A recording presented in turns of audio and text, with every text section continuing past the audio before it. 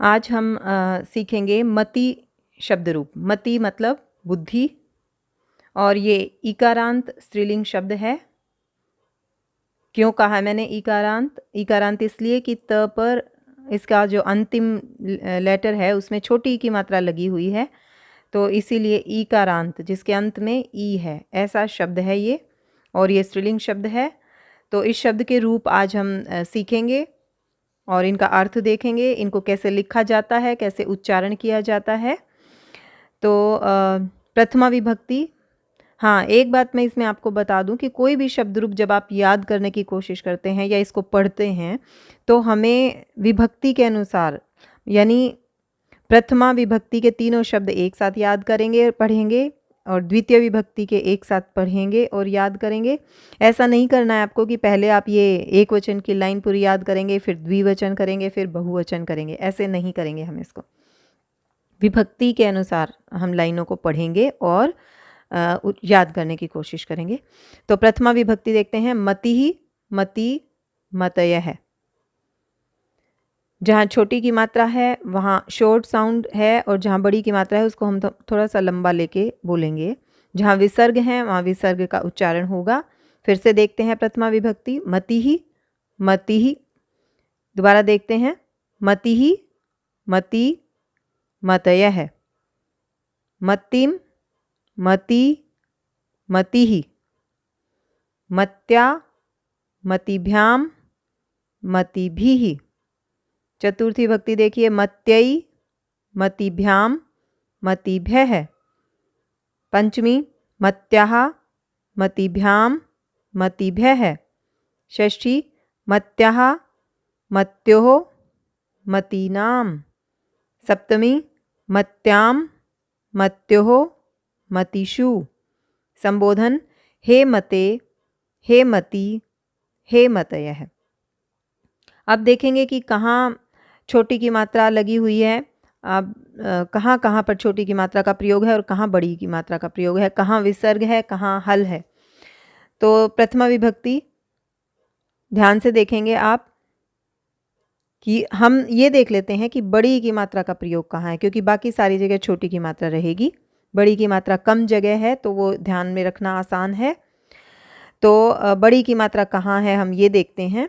प्रथमा विभक्ति द्विवचन, द्वितीया द्विवचन और बहुवचन। उसके बाद देखते हैं षष्ठी विभक्ति बहुवचन। उसके बाद संबोधन द्विवचन। तो बहुत गिनती के शब्द हैं। द्विवचन में 3 जगह एक ही शब्द का प्रयोग हुआ है, प्रथमा, द्वितीया और संबोधन। यहाँ तीनों जगह मति शब्द है और बड़ी की मात्रा है और द्विवचन में और कहीं बड़ी की मात्रा नहीं है। एक वचन में हम ध्यान दें तो कहीं भी बड़ी की मात्रा नहीं है। बहुवचन में देखते हैं, द्वितीया बहुवचन में और षष्ठी बहुवचन में बड़ी की मात्रा का प्रयोग है। तो गिनती की जगह हैं, गिनती के शब्द हैं जहाँ बड़ी की मात्रा का प्रयोग किया गया है। इसके अलावा बाकी सब शब्दों में छोटी की मात्रा का प्रयोग किया गया है। अब विसर्ग देखते हैं कहाँ है। प्रथमा एक वचन और बहुवचन, द्वितीया में बहुवचन में, तृतीया चतुर्थी पंचमी, तृतीया और चतुर्थी में बहुवचन में है और पंचमी में षष्ठी में एक वचन में, द्विवचन में षष्ठी में और पंचमी बहुवचन में। पंचमी एक वचन और बहुवचन में है, षष्ठी एक वचन और द्विवचन में है, सप्तमी द्विवचन में है और संबोधन में बहुवचन में है।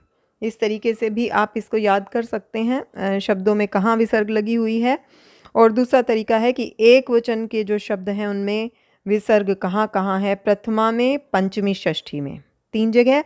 द्विवचन में कहाँ विसर्ग लगी हुई है, षष्ठी और सप्तमी जहाँ एक जैसा शब्द यूज हुआ है।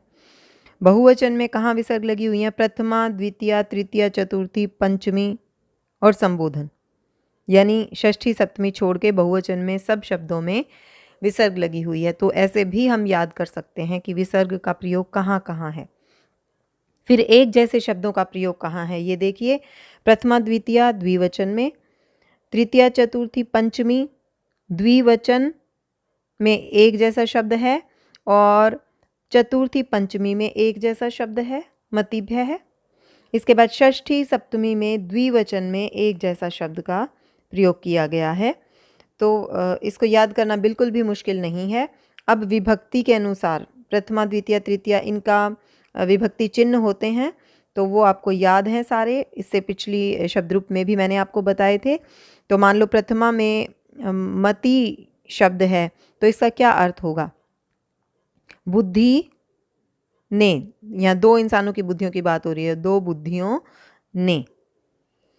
और मान लो तृतीया में हम कोई शब्द लेते हैं मति भी, तो यहाँ मति भी का क्या मीनिंग होगा? इस पहली बात, ये बहुवचन का शब्द है, तो बुद्धियों की बात करेंगे हम, और विभक्ति चिन्ह तृतीया में होता है से या के द्वारा, तो बुद्धियों के द्वारा या बुद्धियों से, ऐसा अर्थ हम लेंगे इसका। इसके बाद देखिए षष्ठी में कोई एक शब्द लेके देखते हैं, मत्याहा, पहला ही शब्द हम लेते हैं एक वचन का, तो षष्ठी में विभक्ति चिन्ह होते हैं का के की, तो मत्याहा का अर्थ होगा बुद्धि का या बुद्धि की या बुद्धि के। ठीक है, तो सप्तमी में एक ऐसा ही शब्द लेके देखते हैं, मत्यउ, द्विवचन का शब्द हमने लिया है। सप्तमी में जो विभक्ति चिन्ह है वो होता है में या पर, तो बुद्धि पर, दो बुद्धियों पर इसका मीनिंग होगा, या दो बुद्धियों में इसका अर्थ हम लेंगे।